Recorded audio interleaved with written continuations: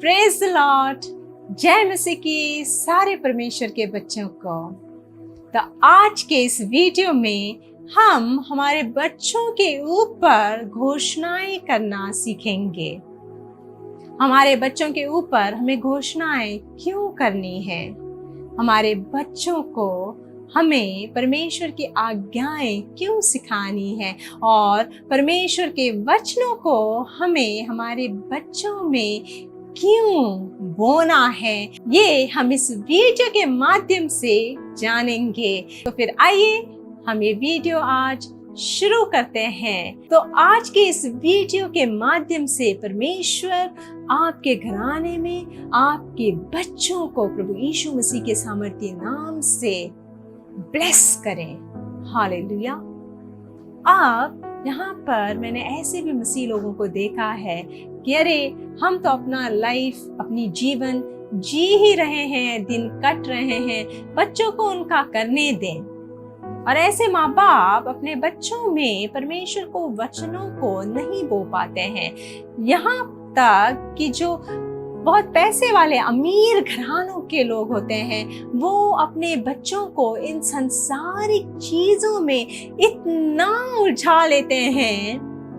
अब कैसे? हम तो बस अपने बच्चों को प्यार करते हैं। यस, आप प्यार करते हैं, पर आप अपने बच्चों को इस संसार की सारी वस्तुएं ला ला कर देते हैं, जिनमें से वो बच्चे उन सारी चीजों को लेके इतना इन्वॉल्व रहते हैं, इतना बिजी हो जाते हैं कि उनको परमेश्वर का वचन बस एक स्टोरी लगता है। उनको लगता है कि यस ओके ये हैं, और फिर यही बच्चे आगे जाकर मुसीबत में गिरते हैं, आगे जाके कुछ क्राइम कर लेते हैं। फिर आप ही माँ बाप हैं कि परमेश्वर के सामने रोने लगते हैं कि मैं कहाँ पे गलत हुआ, प्रभु मेरे साथ आपने ऐसा क्यों किया कि आज मेरे बच्चे गलत दिशा में जा रहे हैं। मैंने तो किसी का बुरा नहीं किया। यस, आपने किसी का बुरा नहीं किया, आपने सिर्फ अपने बच्चों का बुरा किया। कैसे?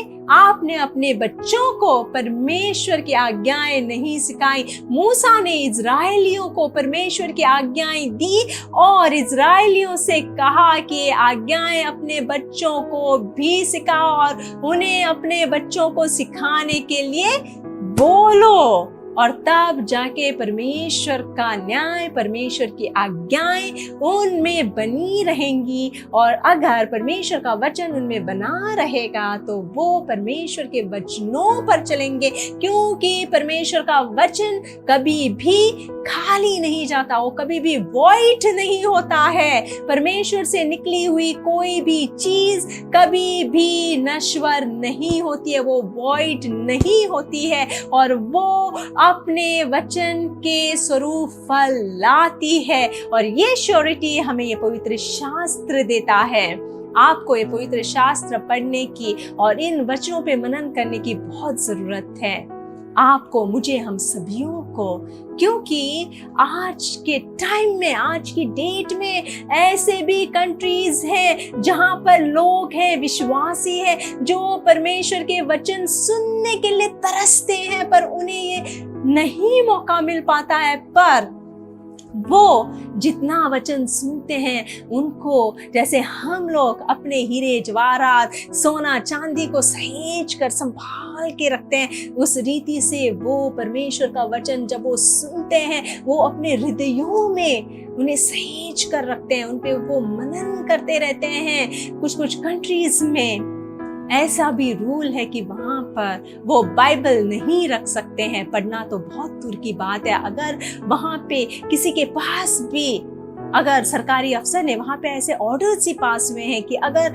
किसी के हाथ में, किसी के घर में बाइबल भी दिख जाए तो उनको सीवियर पनिशमेंट होती है, उनको बहुत ही बड़ा दंड होता है वहां पर। और इसके चलते वो लोग परमेश्वर के वचन को नहीं पढ़ पाते हैं, वो परमेश्वर के संपूर्ण वचन को जानते नहीं है। पर जितना भी वो जानते हैं और जितना भी वो गुप्त में परमेश्वर के बारे में किसी परमेश्वर के जन से सुनते हैं परमेश्वर के वचन को, तो वो अपने दिल और अपने मनों में उसे सहेज कर रखते हैं, उन पे दिन रात वो मनन करते हैं। पर आजकल हम जो लोग हैं, हम परमेश्वर के वचन को बस कभी टाइम मिला तो हम उसे बस पढ़ेंगे और उसे रखेंगे, उसका हम वैल्यू नहीं करते हैं, उसे इम्पोर्टेंस नहीं देते हैं। हम फॉर ग्रांटेड चीजों को लेना स्टार्ट कर दिए हैं। और वो दिन दूर नहीं है जब परमेश्वर हमें फॉर ग्रांटेड लेना शुरू करेंगे और फिर तब हमारा रोना शुरू हो जाएगा, पर उस टाइम पे बहुत देर हो चुकी होगी।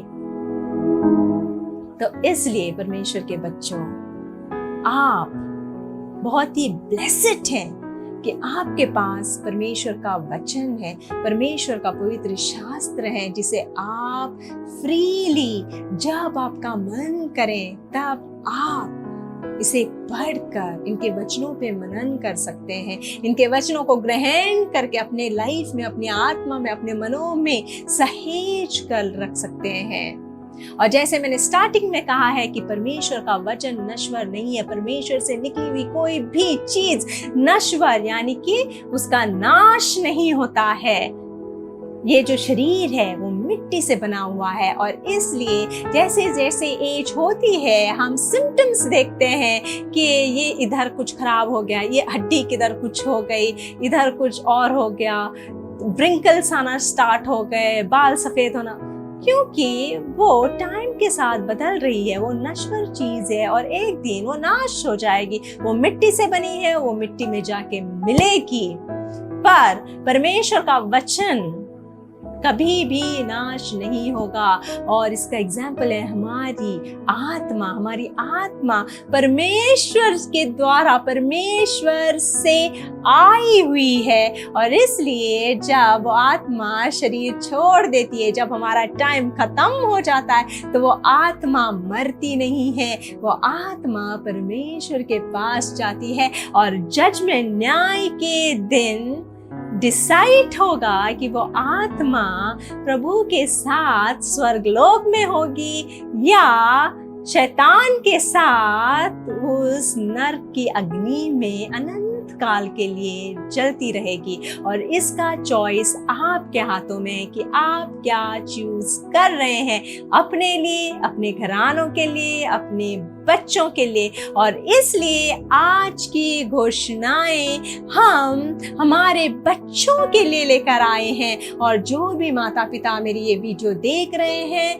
मेरी रिक्वेस्ट है कि इन घोषणाओं को आप नोट कीजिए और अपने बच्चों पर उन्हें घोषित करते रहिए। जो भी टू बी फादर्स हैं, मतलब जिनका बच्चा अभी उनके हाथ में नहीं है पर वो एक्सपेक्ट कर रहे हैं, वो प्रेग्नेंट है, तो आप इन घोषणाओं को अपने बच्चों पर अभी से ही बोलना, डिक्लेयर करना, घोषित करना स्टार्ट कर दें। क्योंकि जब मैं प्रेग्नेंट थी प्रभु के आशीष में, तो मैंने ऐसा एक दिन भी नहीं छोड़ा कि मैंने मेरे लिए और मेरे बच्चे के लिए प्रार्थना नहीं की।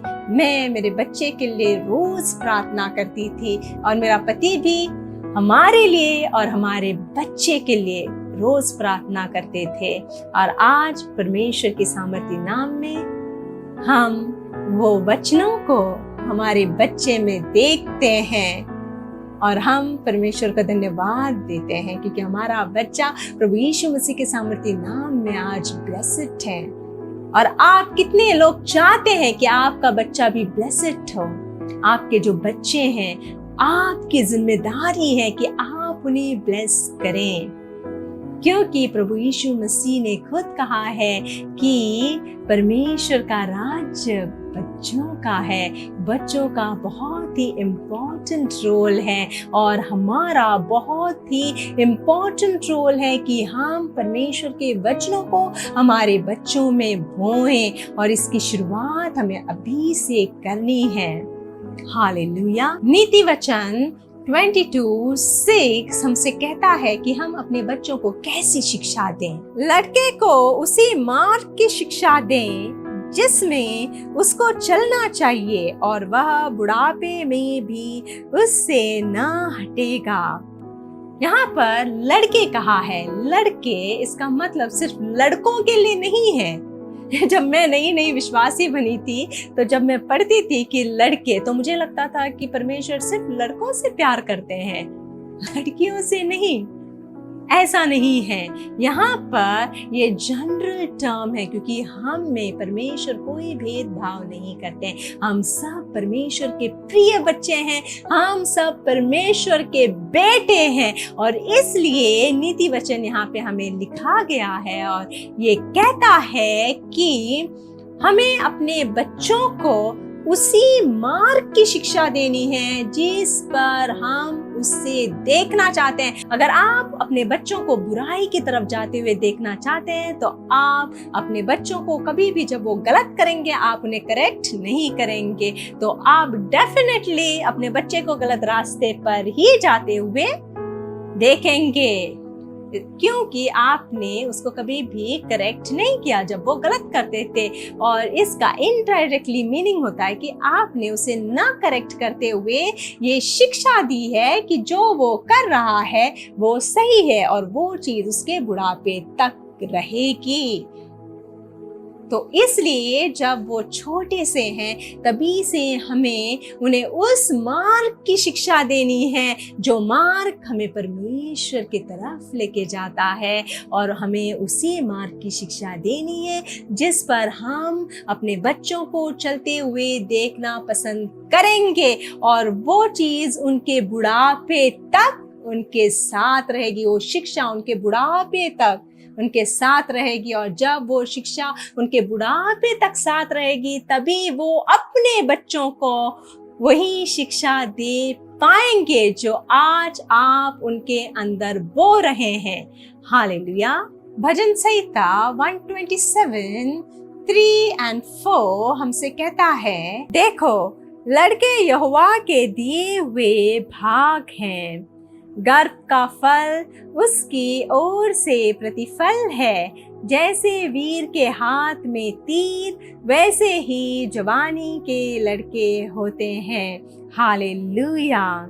यहाँ पर जो हमारे बच्चे हैं वो परमेश्वर से हमारे लिए मिली हुई ब्लेसिंग है। तो जब हम अपने बच्चों पे घोषणा करते हैं तो हमें ये बात कहनी है कि हमारे बच्चे परमेश्वर की ओर से हमारे लिए ब्लेसिंग है। इस भजन संहिता को हम इंग्लिश में भी पढ़ेंगे। Children are a gift from the Lord. They are a real blessing.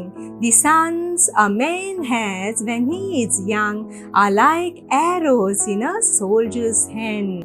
तो यहाँ पे भजन संहिता में एग्जाम्पल दिया गया है, जो बच्चे परफेक्ट टाइमिंग पे आपकी लाइफ में आते हैं वो उन तीरों के समान है जो एक वीर के पास है। इसका मतलब जो एक वीर होता है वो जो अपनी स्किल्स है उसमें माहिर होता है, और उसके हाथ में जब तीर हो तो वो किसी तरह से युद्ध में अपना बेस्ट देगा और उसे कोई भी जीतने से नहीं हरा सकता है।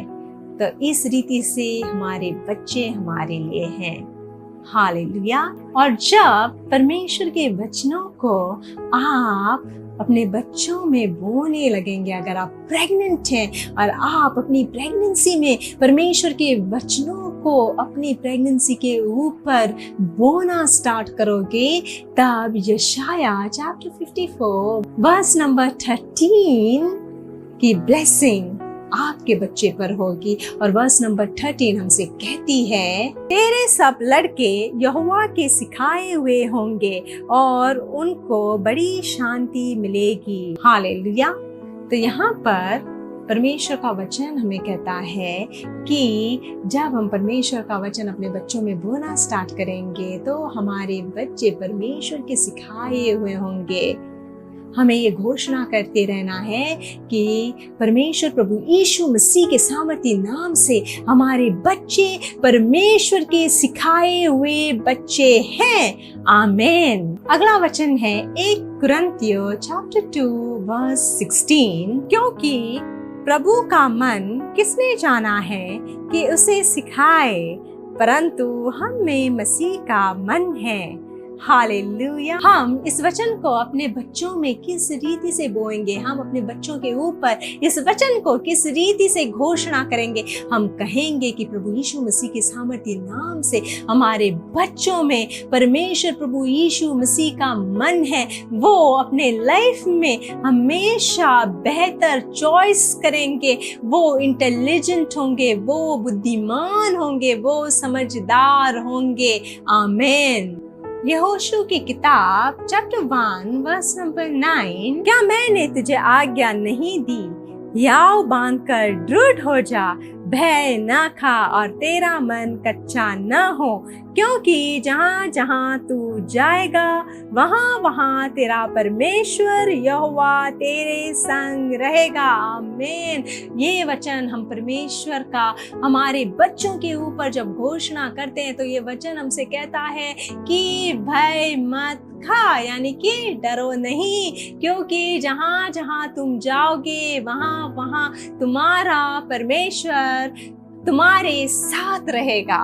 हालेलुया। और जब परमेश्वर आपके साथ रहेगा तो कोई भी मुसीबत, कोई भी शैतान, कोई भी चीज, कोई भी बंधन आपको परेशानी में नहीं डाल सकता है। और ये वचन हमें अपने बच्चों को समझाना है, इस वचन को हमें अपने बच्चों के ऊपर घोषणा करनी है कि प्रभु यीशु मसीह के सामर्थ्य नाम से हमारे बच्चे निडर बनेंगे, हमारे बच्चे स्ट्रॉन्ग बनेंगे, परमेश्वर उनके साथ है और वो परमेश्वर के साथ साथ चलेंगे।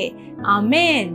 मत्ती रचित सुसमाचार Chapter 5 verse number 14 to 16। तुम जगत की ज्योति हो, जो नगर पहाड़ पर बसा हुआ है वह छिप नहीं सकता, और लोग दिया जलाकर पैमाने के नीचे नहीं परंतु दीवट पर रखते हैं, तब उससे घर के सब लोगों को प्रकाश पहुंचता है। उसी प्रकार तुम्हारा उजियाला मनुष्यों के सामने चमके कि वे तुम्हारे भले कामों को देखकर तुम्हारे पिता की जो स्वर्ग में है बड़ाई करें। आमीन। कितना सुंदर वचन है, और इस वचन को हमें डेफिनेटली अपने बच्चों पर घोषित करते रहना है, क्योंकि यहाँ पर परमेश्वर प्रभु यीशु मसीह ने खुद कहा है कि तुम जगत की ज्योति हो। हालेलुया। और जब हम ये वचन अपने बच्चों पर घोषित करेंगे तो हम कहेंगे कि प्रभु यीशु मसीह के सामर्थ्य नाम से हमारे बच्चे उजाला है, वो परमेश्वर क्या उजाला है, परमेश्वर का तेज है, वो हमारे परमेश्वर को अपने कामों से दर्शाएंगे और लोग हमारे परम पिता परमेश्वर को इनके कामों के द्वारा जानेंगे कि वही एकमात्र परमेश्वर है जो हमारे बच्चों को चला रहा है, जो हमारे बच्चों को सक्सेस दे रहा है, जो हमारे बच्चों के साथ है और हमारे बच्चों के टैलेंट्स को, हमारे बच्चों के कामों को, हमारे बच्चों की मेहनत को उनके जवानी में या उनके बुढ़ापे में भी कोई भी उनकी लाइट को छुपा नहीं पाएगा, उनसे उनकी लाइट को चुरा नहीं सकेगा। हालेलुया। आइए हम अपने बच्चों पर गिनती के किताब चैप्टर 6 वर्स 24 to 26 घोषित करते हैं, यहोवा तुझे आशीष दे और तेरी रक्षा करे, यहोवा तुझ पर अपने मुख का प्रकाश चमकाए और तुझ पर अनुग्रह करे, यहोवा अपना मुख तेरी ओर करे और तुझे शांति दे। प्रभु यीशु मसीह के सामर्थ्य नाम से। हालेलुया। और इस रीति से आप इन वचनों को अपने बच्चों के ऊपर घोषणा करते हुए अपने बच्चों को प्रभु यीशु मसीह के पवित्र पाक अनमोल जीवनदायक लहू के बाड़े में कवर करें, क्योंकि परमेश्वर के लहू के प्रोटेक्शन को कोई भी भेद नहीं सकता। उस प्रोटेक्शन के कवच को जो आप अपने बच्चों के ऊपर बनाओगे, परमेश्वर के लहू को क्लेम करते हुए उसे कोई भी दुष्ट तोड़ नहीं पाएगा। हालेलुया। और आपके बच्चे समझदार हैं, पढ़ना लिखना जानते हैं, बोलना सीख गए हैं, तो उन्हें भजन संहिता 91 जरूर सिखाएं। हालेलुया। परमेश्वर आपको और आपके बच्चों को आशीष दें, ब्लेस करें। In the mighty name of my Lord Jesus Christ of Nazareth, amen.